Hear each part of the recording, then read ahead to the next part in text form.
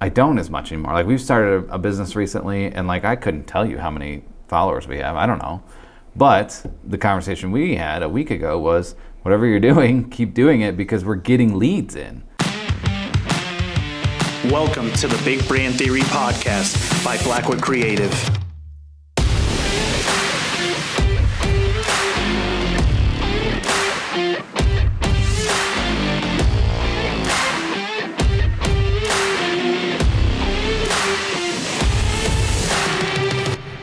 We've had plenty of time spent analyzing stuff, numbers, all sorts of different numbers, metrics, as we might call them. So there's all sorts of different types, but the one that we want to talk about right now is this idea of a vanity metric, right? So in that, we're going to define a vanity metric as in something that can be easily seen by either the client and or the public, right? Mm-hmm. So the easiest example of this is the like on a post, right? Or the number of shares or the number of comments, that type of thing. That's what we're defining vanity metrics as, right? Correct. Okay. So the question is, should we care about those vanity metrics? Or do they not matter at this point in time? Are they still very important? Because it used to be, right? It used to be you look at a post and you'd say, oh, there's this many likes on it, there's this many shares, this many comments or whatever, and you say this content must be great. Mm-hmm. Now, I don't know if that's 100% true, but at the same time, like it may indicate the quality of the content, but does it indicate the return on investment for whoever's posting that content? Correct. So if you look at a post and you see it's got 8,000 likes and a bunch of engagement, comments and everything, we went over this a little bit before where it's like, there's all this filler, a lot of bots, a lot of paid for likes and follows and comments. I mean, you can literally go and Google it and you'll find pages and pages of buy 5,000 followers today, all that kind of stuff. And that's kind of why I'm split on it, because it is imperative to have a following. Like you need to have somewhat of a following to establish that you are a reputable business. Like if you start up a business fresh, you have 8 likes, on your page and none of your content is going anywhere. And even if you put money behind it, you still have to essentially establish that community and that clientele.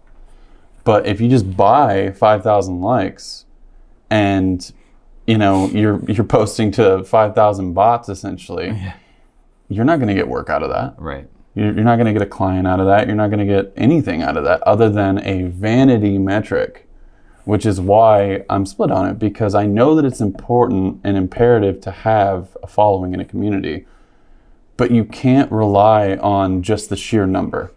Because, we've had that before where people have told us like, hey, I reached out because I saw this post, and we look back on it and it's got like 2 likes. Yep. And then you have something that supremely performs and we get nothing from it. Yeah. And that's where I constantly am telling people, our clients and potential clients, is that, a vanity metric is okay to follow, but you don't want to put all your stake in that.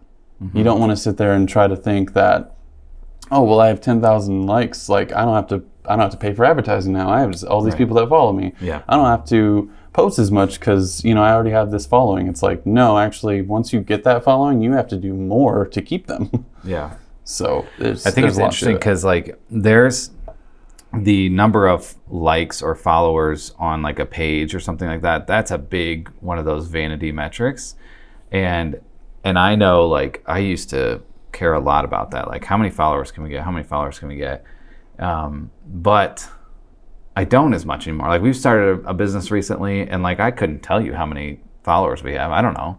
But the conversation we had a week ago was whatever you're doing, keep doing it because we're getting leads in. So even if we have 50 followers, which like, I'll tell anybody, like 50 to 100 followers, that's just friends and family. Like at that point, anybody can get that many on whatever page, doesn't matter. You should be able to do that. But even if we only had that amount, but we're still getting leads in, like great. Obviously we want it to grow because growth indicates that like the business is growing, we're reaching more people. But it's still a vanity metric that we can't base everything on. We shouldn't take our ad dollars and say, okay, let's spend $500 a month just to grow the number of people that like our page. Like that's not going to turn around. But the other thing that I think that is interesting, which is turning these vanity metrics even more into vanity metrics, is the fact that yesterday alone, I had a conversation with somebody who said, hey, I really liked this content that you were putting out here. And I was like, oh, great, that's good. I'm glad to hear that. And just happened today to go look, and he hasn't liked or commented on anything. So now you're like, okay, so we're putting content out there, and it gets, few likes or few comments or whatever it is. That's still a vanity metric because you may be reaching people that they just don't do that. They just scroll and they see and they consume and then they move on. They're not like hitting the like button or being like, this is great, I love it. Yep. It'd be nice if they did give us some instant feedback, but they don't.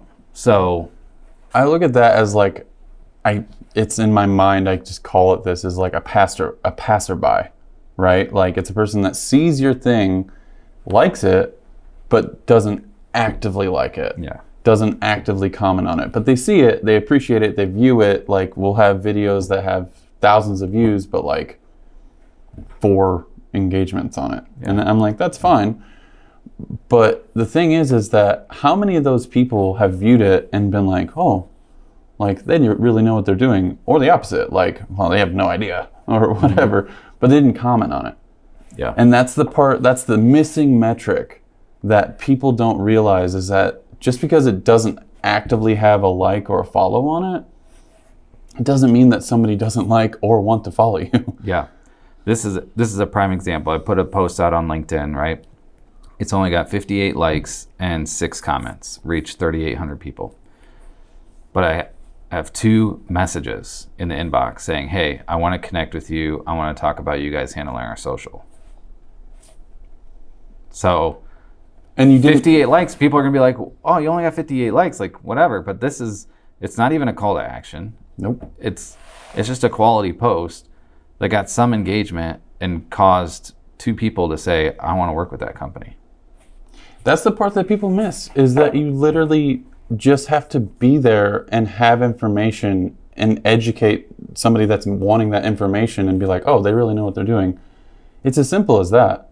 I mean, you've interviewed Chris Do, like, he wants to educate people and like really, really like reach a lot of people and just help them understand that, like, know your worth and understand that like you're not going to work with everybody and all that. But it's kind of in that same aspect. Like, you can put out content and you're not always going to hit the metrics that you want, but you should be optimizing your content based on leads and actual work to grow your business or brand versus the metric of likes.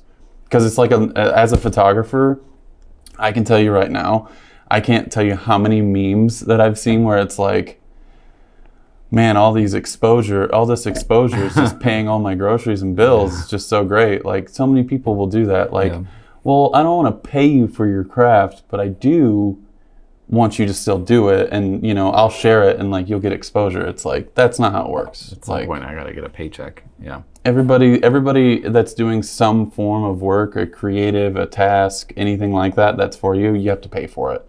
Like, if you just do something built on exposure, like, I think there's a little bit of a misnomer there with Gary Vee. Like, he'll say, like, send 10,000 emails in a year to all your favorite brands and send them work that you want to do and all that. But I think that the part that people miss about that is that, again, with the vanity metric, is like, you're dashing out all this stuff to all these different brands in hopes to work with them. And out of 10,000 emails, maybe 9,500 of them don't even open it. Yeah.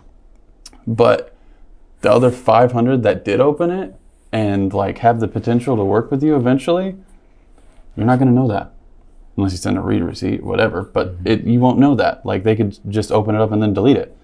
It's the same thing for content. Like, somebody could pass that by on a timeline and be like, oh wow, like I constantly see their stuff and they're doing really great. Like, maybe I should like up my brand and like really work with them and do this and that. And then a month later, they finally reach out to us on the phone. And that's the part also that people need to realize, is that when you are multifaceted, you know, email, phone, website, social media, all these things, how many times are you counting a lead just from the phone when in reality they saw you on social for 6 months Yeah. and then finally called you? Right. We've had that happen so many times. And whether it's on social, being part of a networking group, whatever form of marketing, that consistency becomes more powerful.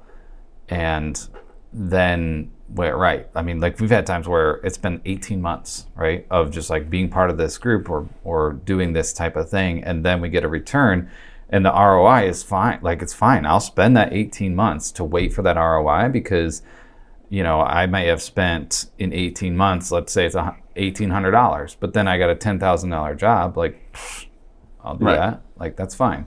You're establishing roots. But you're building a baseline and creating momentum so that, like, as your company grows in 10 years, you're going to have like just that core that's really working for you, and not just like constantly trying to spin your wheels on like, I need more likes and I need more comments and all of this type of stuff.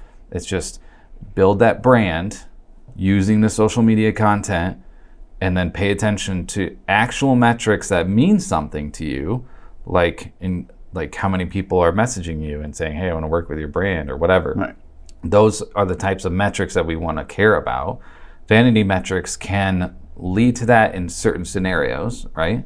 They can help a little bit with brand strength, or like as somebody's coming and checking you out and they see, oh, you've got 1,500 followers on your Facebook page for this small business. That's better than the small business that has 12.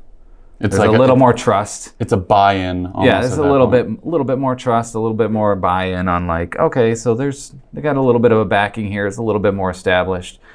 But at the same time, if they came to you and you had 50 followers and they said, hey, I want to buy this product or I want to buy your service, who cares if you had 1,500 or 50? Right. At the end of the day, the lead's all that Like, matters. I want the lead, right? Yep. I want the customer. I don't really care as much about 1,500 or 15,000 or 150,000, however many it is. But I just want to know, like, what are the things that we can do, the metrics that we should be measuring so that we can get our business to grow.